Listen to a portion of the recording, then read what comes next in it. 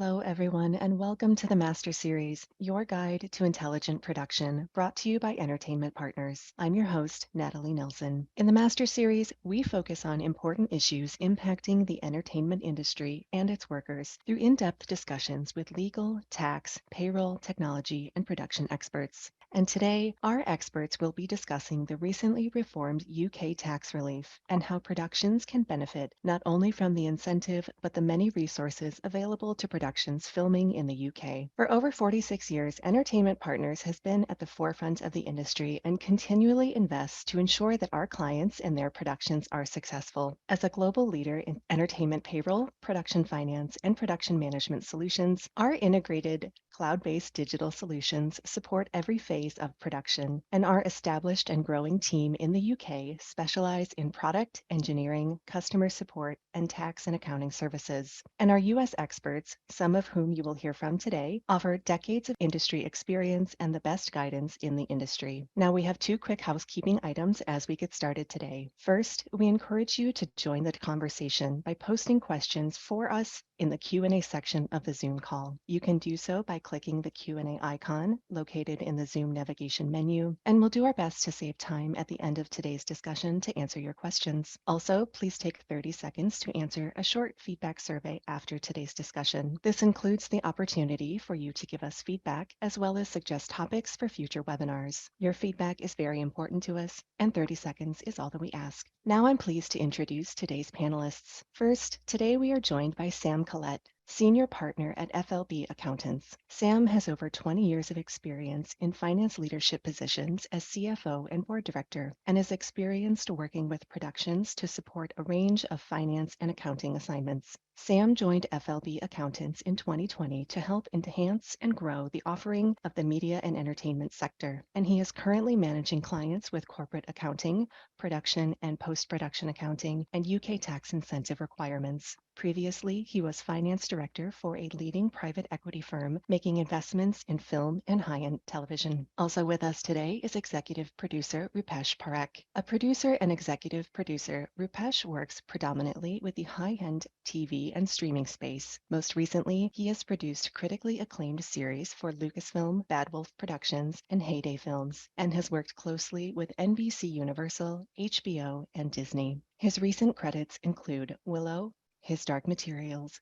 Poldark, and The Long Song. Also joining us is Samantha Parehia, MBE, Head of Production UK for the British Film Commission. Experienced in theatre stage management, film and television production, post-production, and locations, Samantha joined the British Film Commission, or the BFC, in 2004. As Head of Production UK, Samantha leads the UK team, providing tailored production support, guidance, and troubleshooting for major international film and television projects from development through delivery. She also oversees the BFC's work supporting and promoting UK film and television infrastructure globally. She was instrumental in the creation of the BFC's Working Safely During COVID-19 in Film and High-End TV Drama Production Guidance, which was launched in June of 2020. She is on the board of the Production Guild of Great Britain, and she was awarded an MBE in the Queen's New Year Honours List 2019 for services to the film and TV industry. She also received the Production Guild of Great Britain's Inspiration Award in 2020. And finally, today's guest moderator is Joseph Chianese, Senior Vice President and Production Incentives Practice Leader here at Entertainment Partners, where he specializes in production and legislative consulting, financial, tax, and administrative services for domestic and international production incentives. Joe has over 35 years of accounting, government affairs, production incentives, and tax experience. Formerly, he held positions at Sony Pictures Entertainment, the Walt Disney Company, ABC Television Network,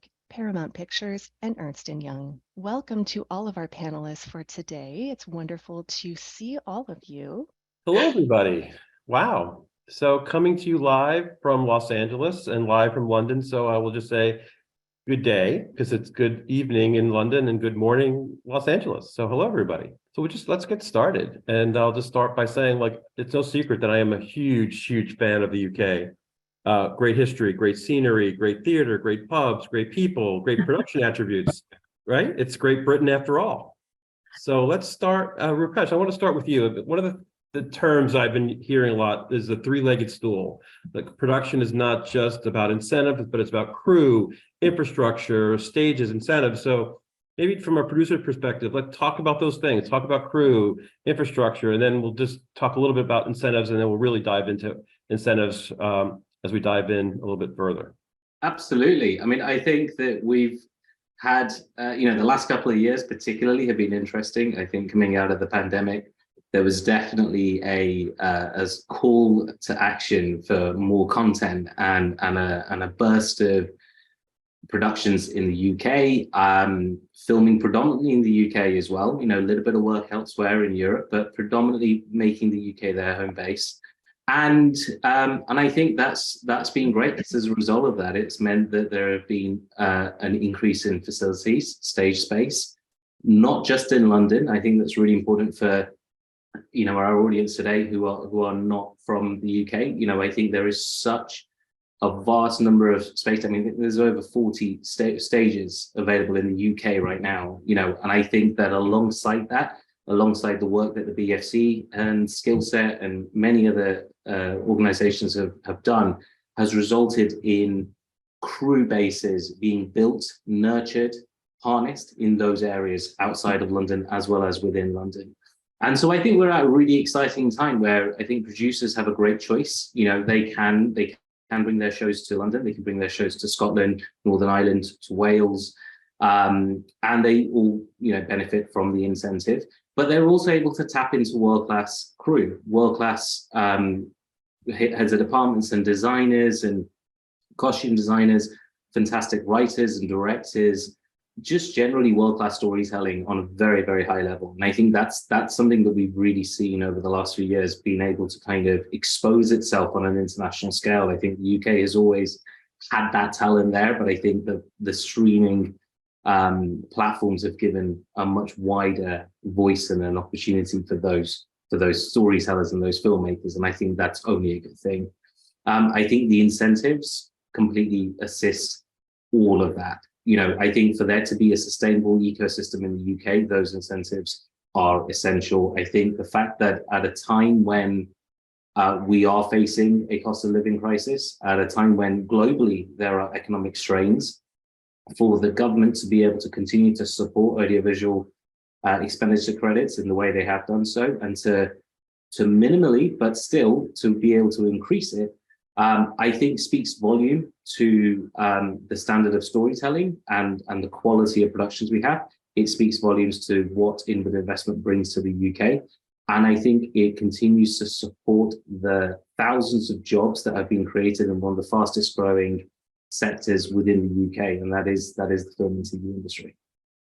I love the fact that you brought up government, because one of the things we were talking about in rehearsal, and again, something I already knew, but I think something we should really emphasize for whoever's listening today is how film friendly the government is and how critical that is.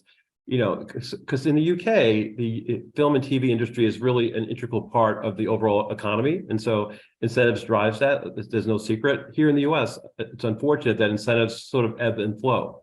So Samantha, I don't know if you want to just talk a bit about how film friendly the government is.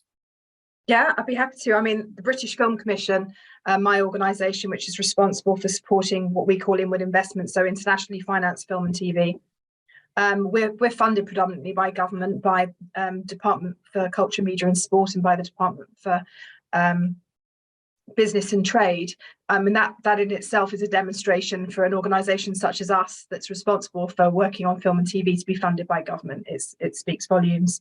But as Rupesh said, we've seen time and time again our government voluntarily supporting our industry, whether it be through investing in us to support new stage space development or supporting the development of new stage space, I should say, but also in the recent announcements around harmonisation of the very successful tax reliefs that you've talked about. Again, this was voluntarily undertaken by government to future-proof our incentives, and to the fact that they've made this additional declaration of support for the whole creative industries. It's not just film and high-end television, of course. We've got kids TV, video games, animation supported in there as well.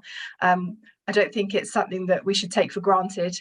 But again, whilst we're called show business, I think there is often, especially certainly outside the UK, this image of our industry being some kind of frippery, but it really is a business. I mean, we've seen the return on investment for the tax reliefs have been well demonstrated, and the job creation associated with the film and television industry UK-wide, as has been talked about in all 4 nations of the UK. The employment, the associated facilities usage, and then the multiplier effect associated with film and TV production. When you have a big film or TV unit working in the area, you're not just looking at those the studios and locations being invested in, but also, of course, local hotels, taxi firms, all those associated businesses that benefit from the film and TV industry, and government have listened to us when we talk about that, and they've taken it on board, and they've invested in us accordingly. Well, I will just say the industry really appreciates that, because one of the things producers want is certainty, and there's a lot of certainty in the UK incentive. And I know that we're going to talk a bit more about the new or changing program, but Sam, talk a little bit more about, just the new program in general. I know there's not a lot of rules, but I know there's a lot of interest in terms of how these new rules may be affecting how do I budget in 2024. So we'll talk more about the new incentive, but so we have tax relief, and then we have expenditure credit. So maybe just real quickly, let's just share for those on listening, the difference between the two and what really is changing at the end of the day. Yeah, sure. So at the moment, there are 5 major reliefs in the UK. There's a film relief, high-end TV, animation, children's, and video games. And really, the UK government has been really supportive, as Samantha outlines. I mean, this has been a very stable, supported tax relief for years and years now. Hugely successful, and really the consultation that's just first findings have been released shows the commitment that the UK government are putting in future-proofing and simplifying the regime. I think it's great to see that they are continuing to look at this. So there's more to come in the summer, but the headlines really are that the 5 reliefs get simplified down to 2 expenditure credit reliefs, one for audio-visual and one for video games. They will cover the same content, so high-end TV and children's and film and animation, and in addition video games, but simplified into 2 expenditure credits. The headline rates that some of the audience may have seen at 34% really probably a bit of a red herring. The effective rate is going up from 25 to 25.5, so there is a small increase, but it's still in the current economy, it is an increase that the government are proposing. But fundamentally a simplification of how the rules will be applied, and some tightening on definitions that should make the incentives regime in the UK even easier to navigate, and future-proofing it for the next decade. And we're going to talk a lot more about the incentive and what qualifies and what doesn't. And the good news is that almost everything qualifies, which I love to say. But one thing I really wanted to highlight for the audience, because I was at Sundance back in January, and I was doing a panel, and there was such a misconception by a lot of independent producers that UK tax relief doesn't apply to them. That for some reason they feel it's not something that works for them. So maybe between yourself, Sam, and Samantha, you could talk about how the UK tax relief works, how you qualify, and how it does apply to everyone. Everyone just thinks of the UK. Well, I shouldn't say that anymore, but there was a perception, right? Everyone thought UK was all British film. It was either Harry Potter or a Merchant Ivory film, but it's everything. It's Star Wars. It's Indiana Jones. It's it's incredible. The list is too long, and high-end television really changed everything. Which I think, Samantha, correct me if I'm wrong, 2014 is 2013. Yeah. And I think Game of Thrones, right, sort of lit the UK on fire, so to speak. And high-end television has really followed. But anyway, I go on. I wanted you guys to go on and just talk about how this incentive really does apply to everyone. Yeah, indeed. I mean, maybe if I start. So there are some requirements on each of the incentives, but the basics are the production company needs to be a UK incorporated company. The way that the incentives work in the UK is that you claim the tax relief through a UK company. and that's so that's one of the requirements. There are caps and thresholds, so minimum 10% of the budget needs to be incurred in the UK, and that applies across the different types of content. But that really gives lots of flexibility, whether it's a whole shoot happening in the UK or elements of the production happening in the UK. It may be a project will qualify where the shoot is somewhere else. In terms of different types of content, high-end TV has probably the most restrictions, but there aren't very many even on high-end TV. It's £1 million per hour and a 30-minute slot length for high-end TV. In the reforms, it's recommended that slot length will reduce to 20 minutes, but they are the key kind of financial metrics. For high-end TV, it's for content that is intended for broadcast, and that can be broadcast on traditional means or via the internet. If I then move on to the other incentives, so for film, there are much less financial restrictions, so small short features can qualify. This isn't just the big budget studio films, so it's frustrating that independence absolutely applies for features that are the small and short features will potentially qualify in the UK. The only real restriction for features is that there should be an intent for a theatrical release. But again, maybe for Samantha to touch on, there was some really pragmatic views from the UK government, especially through COVID when cinemas shut, of switching between different reliefs from things that were intended for theatrical and were put under a film relief, then switching because they were then switching from a theatrical release to a broadcast release. But I guess the overarching message is that the reliefs in the UK are very, very broad. There aren't very many hurdles to get over to qualify. It's for projects that are being shot in the UK where there's costs being incurred in the UK. I would add there's a cultural test, but as you say, Joe, this isn't just Harry Potter and Richard Curtis. This is lots and lots of content will qualify just from the nature of the spend that's being incurred in the UK, and there are lots of experts, ourselves included, that can help navigate that process. Great. Rupesh, I don't know if you wanted to add, for the producers out there, again, I just keep going back to that panel in Sundance, and this woman just insisted this doesn't apply to her. And we tried to really drive that point home. So maybe you can just, again. Absolutely. And I have to say, I started in independent features and actually before that in short films. And I think it's really worth underscoring that, short films can benefit from this as well. And I think it's really worth short film producers and filmmakers to sort of figure out, and understand the process and make sure that they know what they need to do. I think in terms of independent features as well, I think there's often a misconception that it is aimed at the larger end of independent features. And I think, again, it's not, when you look into it, it's actually not necessarily as expensive as you might think on the outset in terms of engaging the right accountant, the right solicitor to be able to navigate the paperwork and help you get that application in and, get your interim certificate in place before ideally before you commence photography. But I think it's just, as we're all saying, it's just worth continuing underscoring that this is not just for the large productions, whether it's film or TV. Samantha, so going back again to this pivotal panel I did in Sundance, I can't let it go. So let's talk about what other subsidies are available in the UK. So there are other things that, it's not just the tax reliefs, that maybe you can just touch on a little bit. Sure, I'd love to. Before we go off the tax relief, just to say as well, because one of the questions we get asked most often is pretty much everywhere else in the world, when a big US project goes there, they'll engage a production service company. We don't really use that model in the UK.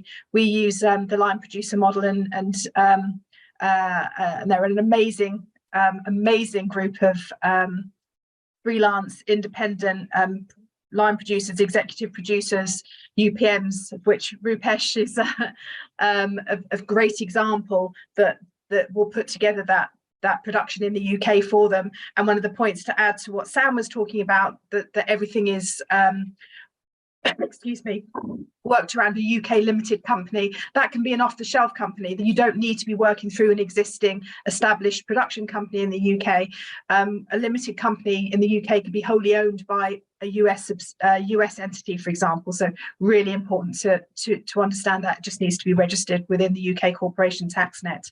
But going back to your excellent point, Joe, we have British Film Commission and our partners at the Production Guild of Great Britain, we refer to these 7 production hubs around the UK. And of course, the largest production hub is London and the South East. And London, obviously being the capital city and the biggest, most established film studios sitting around that in what we call the home counties. So your Pinewood, Shepperton, Warner Brothers Studios, Leavesden, these amazing studios.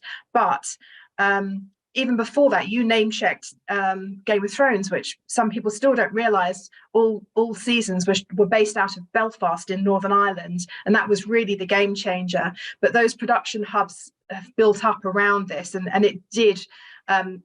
We used Game of Thrones as the poster child for high-end television. It was what we used to demonstrate the market failure in the UK to government, to say, if we had a tax relief for high-end TV in place, because previously it only applied to film, we could be having Games of Thrones alike based in lots of production hubs around the UK.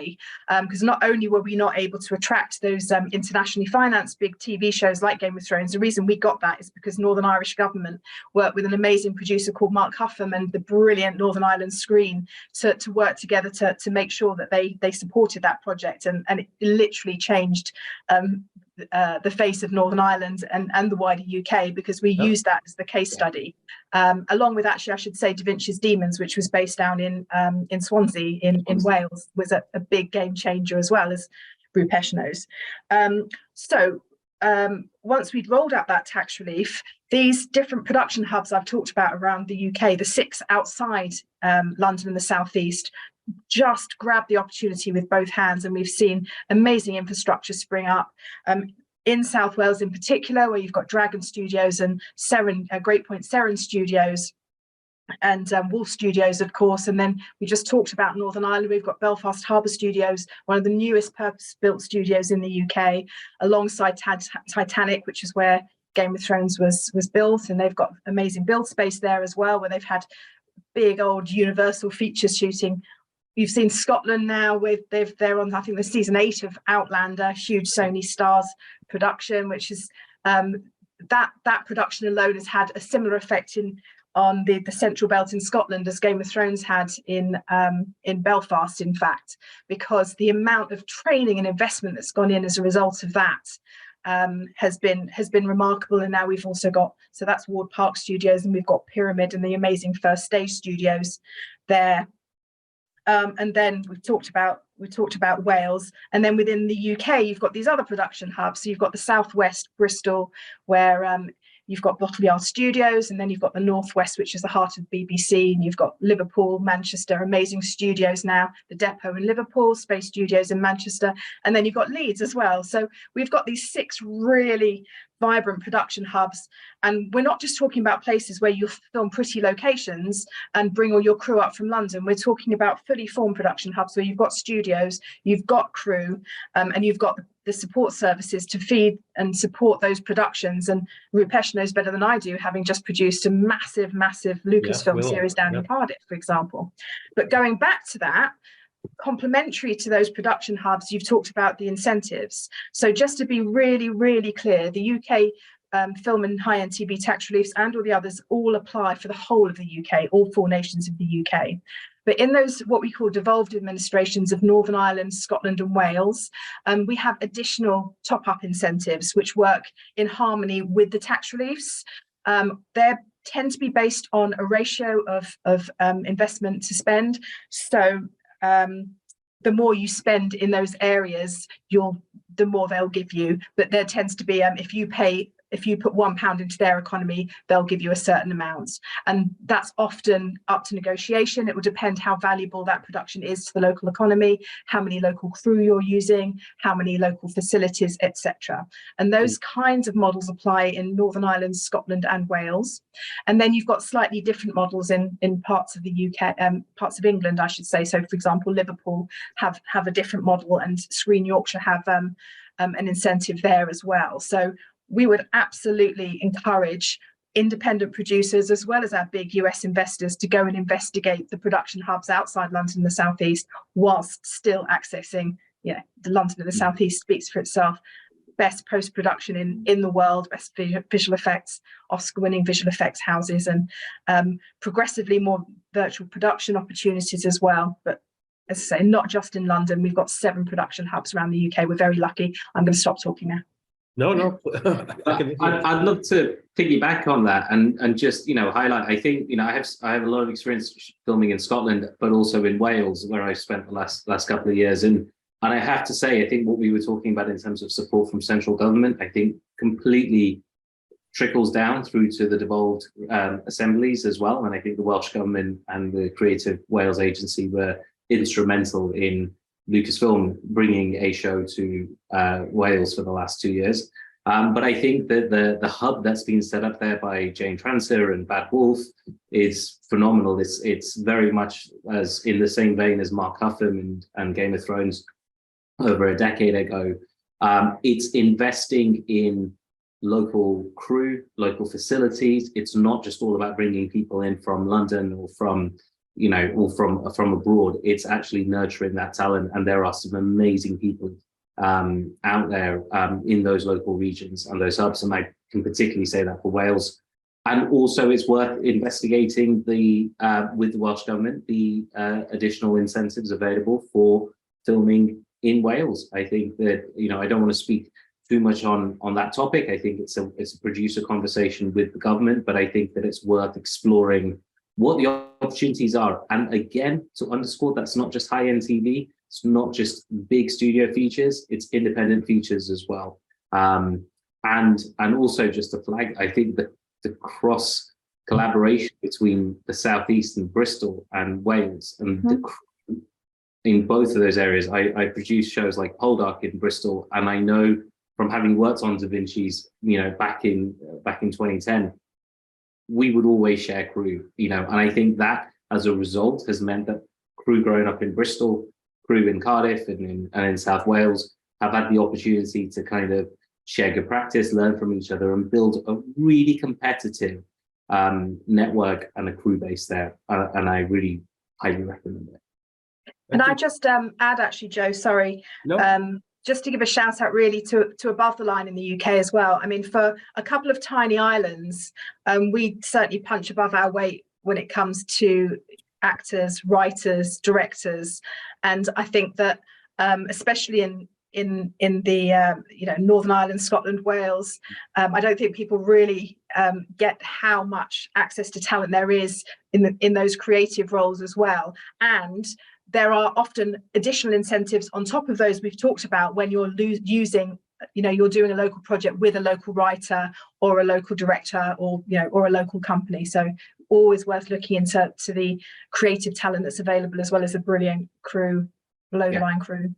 That's great. So Sam, I wanted you to sort of walk through process when you're getting started in the UK and tapping into the incentive, and really again drive home this point about how it applies to everyone, because I'm looking at some of the questions and there's still a bunch of questions. One producer saying I produce projects between 500,000 and 3.5 million. So again, there's no reason why those budgets would not qualify as long as you meet that minimum spend requirement. So touch on that again, and then how you start with applying and just the whole process in general. Yeah, sure. So yes, in answer to the 500K to 3.5 million, yes, absolutely. If you meet the minimum requirements, then potentially would qualify for the various incentives depending on the content type. Key things if you're starting would be UK company, as Samantha rightly points out, that can be owned by an offshore US company, but it's about getting a UK company incorporated in the UK if it's a brand new production coming to the UK. That process in the UK is really straightforward. Company incorporation can happen same day. It is really, really quick. Once a company is incorporated, really then an assessment of the cultural test is one of the first processes. The cultural test in its simplest form has 4 sections. It's a points-based assessment of the project. where projects need to score 18 out of 35 points. Looking at the content, and that's the set and the characters and the content that's being produced, the cultural contribution, the cultural hub. So where is the spend being incurred, the practitioners involved? So, above the line individuals, are they, as Samantha says, are they British and British crew and British above the line?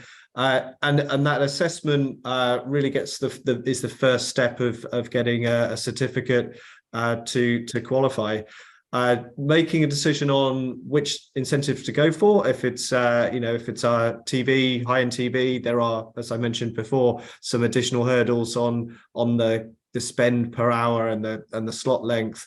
But for features, very, very flexible. No, small features, short features can qualify, and as long as the 10% of the spend being incurred in the UK on the UK element of the production is met, then potentially the project will be eligible. Probably worth mentioning the upper end of the cap. So for those looking at co-pros, currently there's an 80% cap on qualifying spend. And really, that's where a lot of productions will split some of the work. Maybe they'll put elements in different jurisdictions. Maybe post will go offshore, whereas the prep and shoot will be in the UK. That is one of the elements that is still being discussed with government in terms of the consultation. So there's an open debate there with more to follow. But as it stands currently, there's an 80% of spend upper cap. So that's the upper limit. 10% is the lower limit.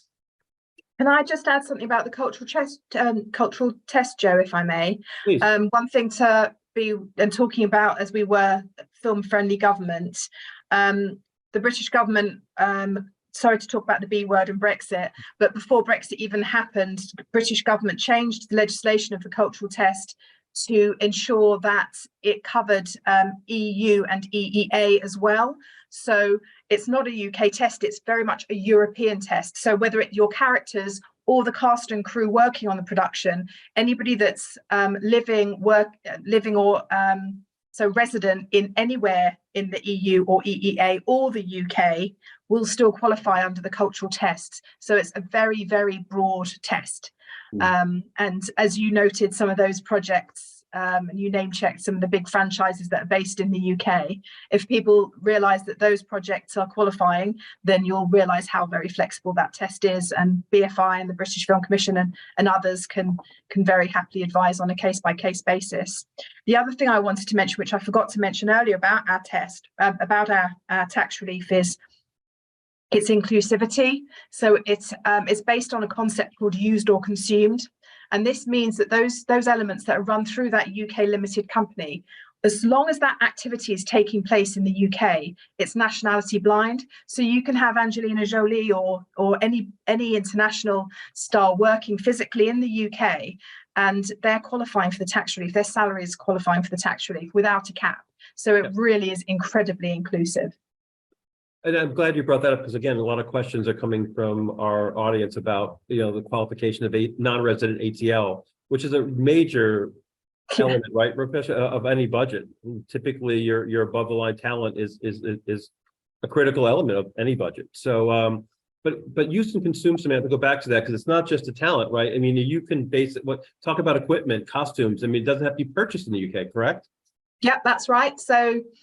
You look at a project that relies on, so there may be a project that uses lots of international vehicles, for example, and it can ship those cars in from wherever else in the world. If they're being used at Warner Brothers Studios Leavesden or Pinewood or Dragon Studios, and they're being run through that UK limited company, then they'll count towards the tax relief. And not only that, but also the shipping into the UK will also count.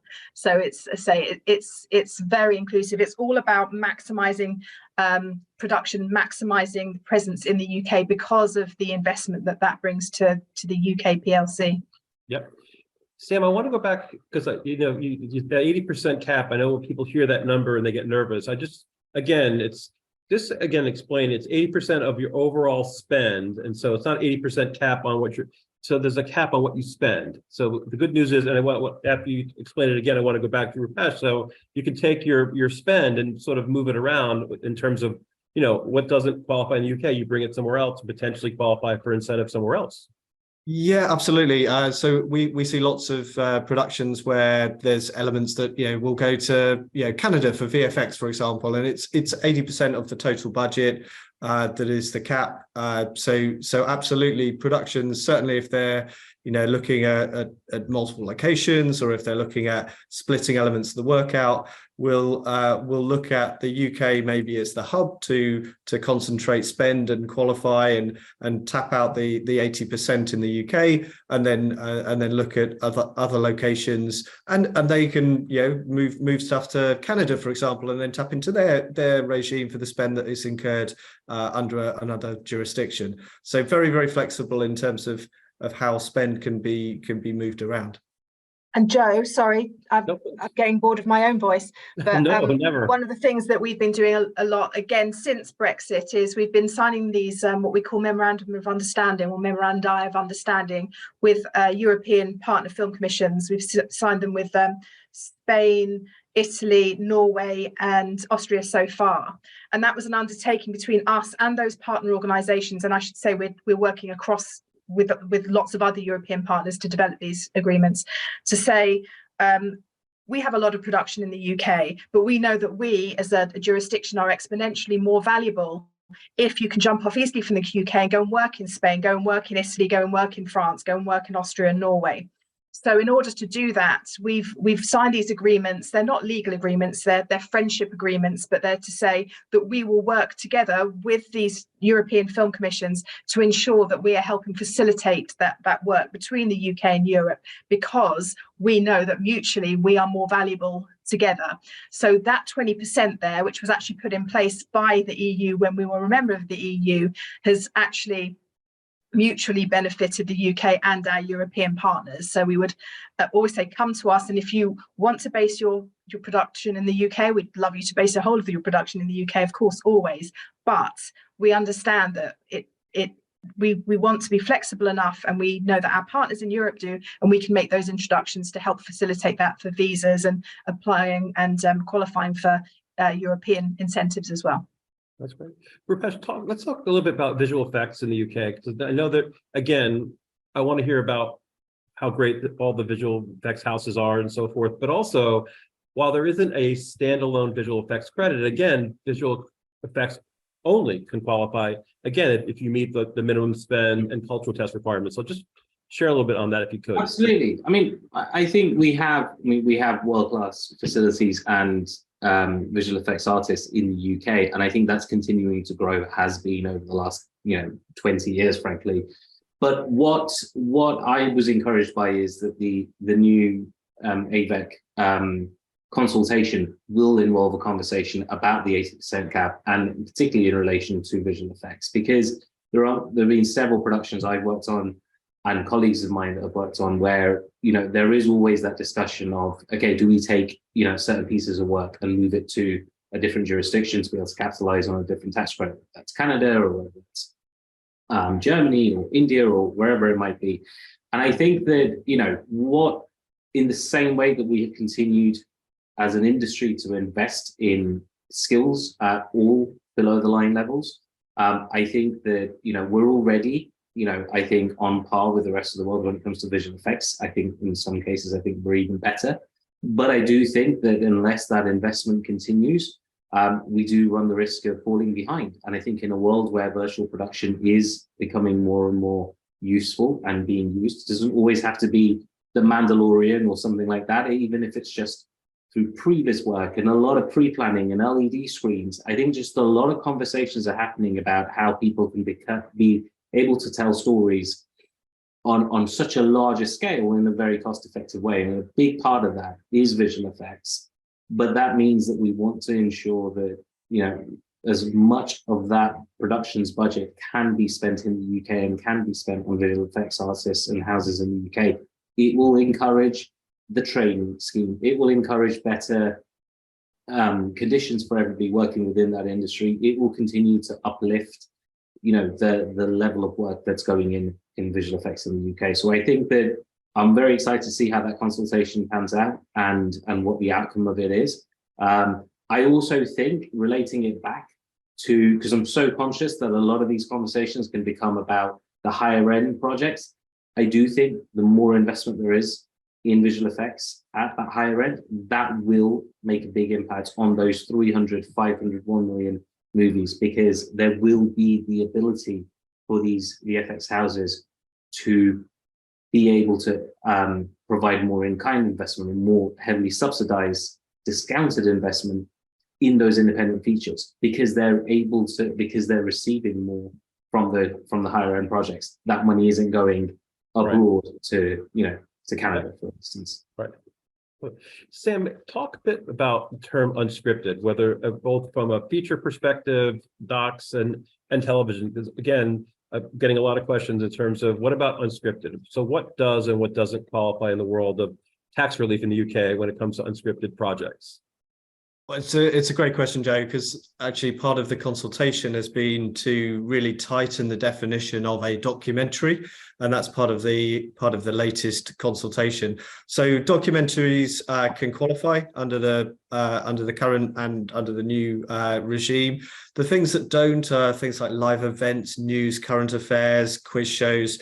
Those types of content currently don't qualify, but documentaries do. Definition of documentary broadly is it's about real events and real it's got to portray a real event activity. There's now a much tighter definition on what constitutes a documentary, but in theory, yeah, they would qualify. And even so on the television side, would again just to emphasize, because we have a lot of reality or unscripted TV producers. Is that something? Reality, no, but documentary, if it's high-end TV, so if it's meeting the minimum spend requirements, then absolutely. Right. So Samantha, I want to jump back to you because again, I'm just looking at these questions and I want to make sure that we don't end this without as much clarity as possible. But when I think of the UK, I think everything qualifies. Almost everything qualifies, and I see less. There isn't a list out there, a published list of qualified expenses. I'm uncertain. So when a producer calls you and says, what qualifies, Samantha? Is there a list? Or do you just say everything? What would you tell somebody? Is there a list somewhere? Yeah, there is a list actually. And just have a look on the British Film Commission website. It's under, plan your production. And we've got the section for high-end film, high-end television and film. And I'm sure Sam and his organisation can advise on that as well. And obviously other companies in the UK. But the very broad rule is that pre-production, production, up until post and delivery all qualify. However, that's actually makes it sound less inclusive than it actually is. Because if you think about under that used or consumed concept, you could have a script written in the Hollywood Hills in the 1970s.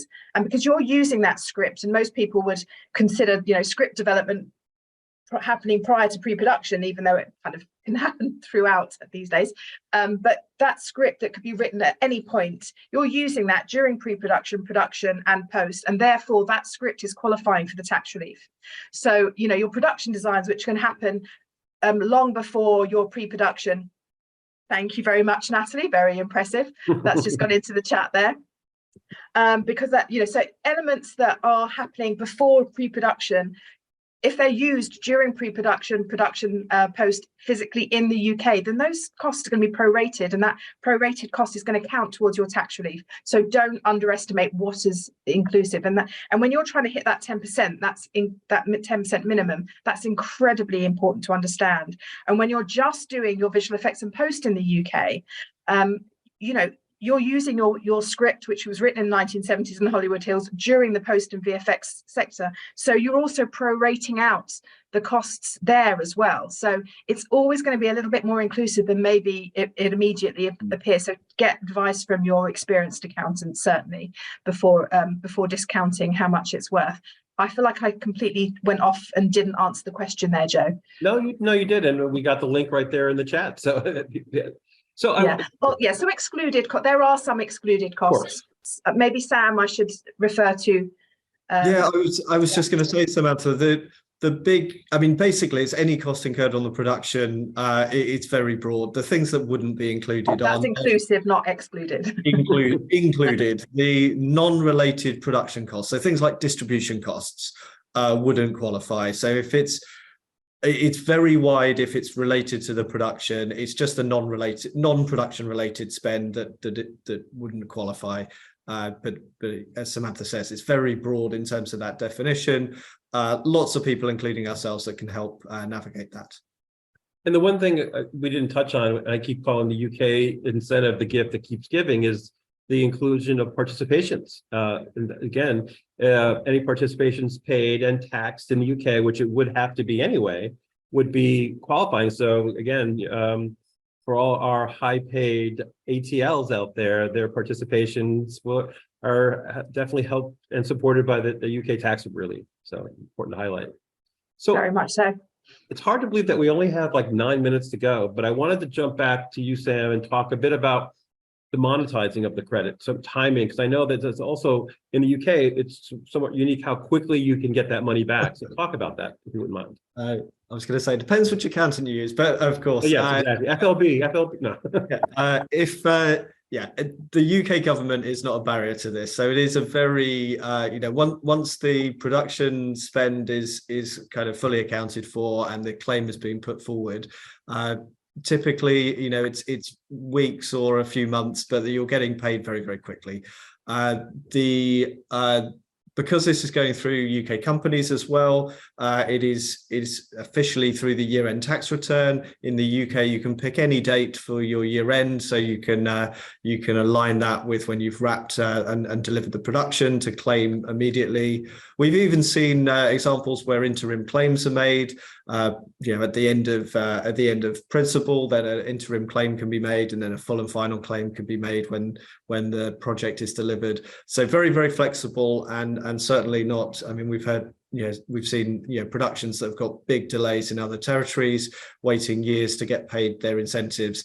The UK is very quick to release payment if the claim is put together by a reputable firm. Then it's normally a very quick process to be validated and paid. Right. So before I turn this back over to Natalie to sort of rattle off some questions, because there are a lot, I wanted to touch on 2 points. Samantha, again, children's programming. Is there a technical definition? Because again, a lot of questions. What is children's programming? How do I qualify? Is it a spend test? Is there age range involved? I mean, again, there's definitions for each of them, and probably be better if I don't want to start Googling now, obviously, but we can, so if you're happy to pass it on to your viewers afterwards, we can certainly send either Sam or I can send you definitions for all of the tax reliefs. Yeah, sure. Just to jump in there, Joe, I mean, the key test for children is it's intended for an audience of under 15. That's the principal test that defines children's content versus the other reliefs. But they're all very, very similar in terms of the application. The children's test, though, is under 15s is the target audience. But there's no that it doesn't have the same minimum budget requirements as the high-end TV one. Yes, absolutely. The last point I want to touch on, because again, a lot of questions already, is co-productions. And there's co-productions in terms of co-production treaties, but again, I don't know if Samantha or Sam or Rupesh or anyone wants to touch on technically this co-production as it relates to tax relief, and then co-productions in general.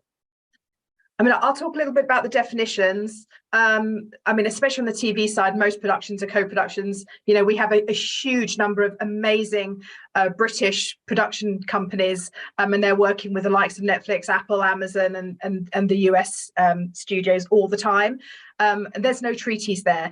The vast majority of production in the UK, if you're working between companies or if you're working with the UK, working with an international jurisdiction, is under production service agreements. You don't need to go anywhere near a treaty.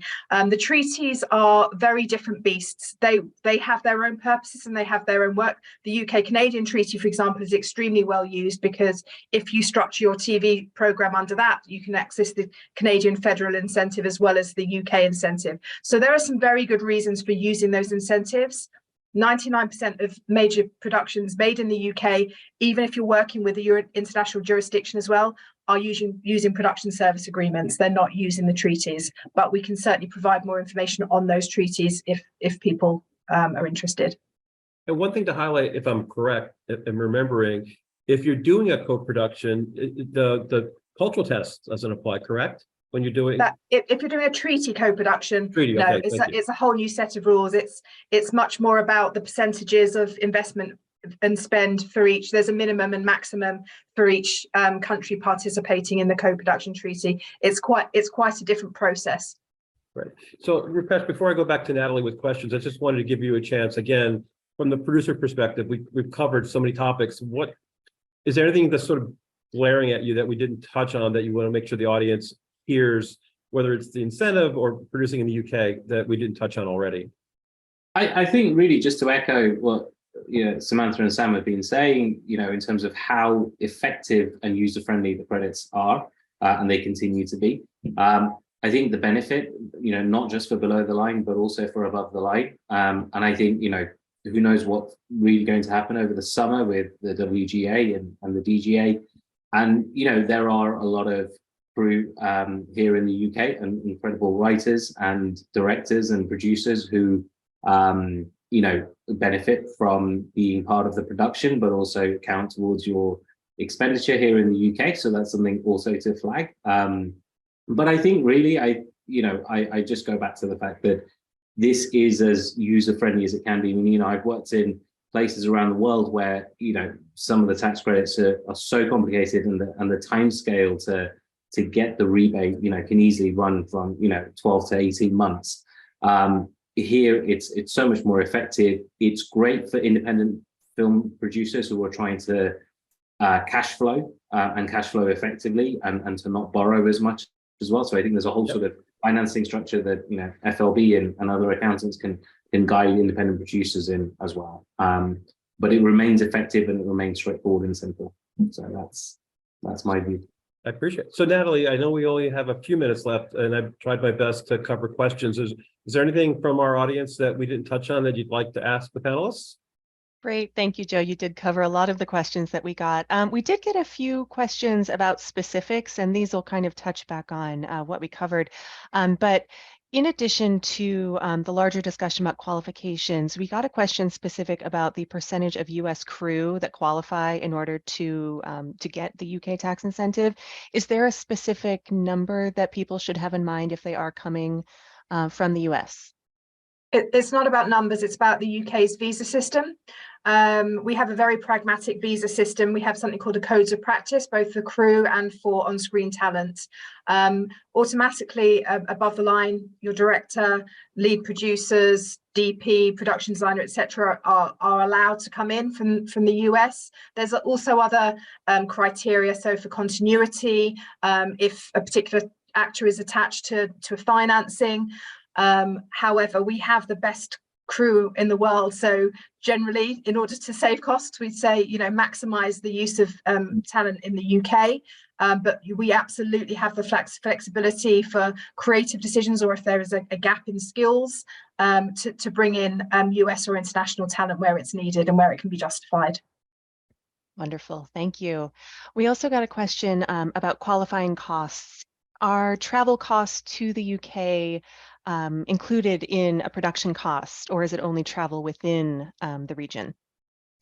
Sam or Samantha, you could take that. Sam, go for it. We did touch on it when we talked about bringing in props and stuff. Yeah, indeed. So yeah, same as the cars. The travel expenditure should be qualifying if it's used and incurred for the UK. To be part of the production, then it should qualify. So yeah, it's not just UK travel. So it depends on the individuals involved, but typically, yes, it's quite broad in terms of definition of what would qualify for bringing people or items into the UK. May All I right, just raise one more thing before, sorry, Natalie and Joe, Yeah. with your permission, just something that we're asked all the time, and I think it's massively important to anybody making film and TV globally. The UK has got carrying out a huge amount of investment, not only in skills, which has been talked about, but also schemes in all 4 nations of the UK around diversity, inclusion, mental health and welfare, and also access. So that's something we'd encourage producers to come and speak to the British Film Commission about, the screen agency partners around the UK, and also the BFI. Sorry, just wanted to make that point. No, I'm glad you brought that up. That's usually such a key element of any panel I do, talking about training, crew development, diversity, and again, very important elements to highlight. So thank you. And I would like to also just piggyback on that as well and say that, you know, at some point, I hope there is a conversation about closely linking the tax credit to a certain diversity criteria as well. I know that there are campaigns for that already, and I look forward to seeing what happens in the next couple of years. Natalie, All right. anything else out there for us? Well, on that note, we did just hit the top of the hour, so we have reached our end. But I do want to let everyone know we did get lots of questions about co-production, so I feel that this may be a topic we should cover on a future session. So thank you, panelists, for all of the excellent information that you shared with us today and answering questions. And thank you to all of our audience who have stayed with us. And we are going to wrap things up. So I would like to let everyone know that if you will be joining us for a future master series, our next episode is going to be on May 4th. We will be hosting a session about tax law considerations for U.S. productions heading abroad. And this will be important not only for a U.S. production heading to the UK, but also for UK productions who may be working with U.S. teams coming across. If you are paying U.S. crew or talent or dealing with any U.S. production, we will go through a great list of best practices, some wonderful information that you may not know or may need a refresher on. So please consider joining us for that session. And if you would like to revisit today's webinar along with the complete library of the Master Series, you can head over to ep.com/master series. We have over 70 episodes available on demand for viewing at any time. And you can find today's recording up later this week. In addition to the resources I've already mentioned, if you're looking for guidance on production incentives for financing in North America, the UK, and beyond, our team of experts are here to ensure that your production gets the best incentive and financing guidance in the industry. So head over to our website and explore the production incentives section of our site. You can get the latest in incentives news. You can use our production incentives map to look at jurisdiction comparison across the globe. And we also have an incentives estimator, so you can see just how much you can save no matter where your production is headed. A special thank you again to our panelists for joining us today and to our audience for tuning in. We hope that you all stay safe and healthy, and we look forward to seeing you at the next Master Series.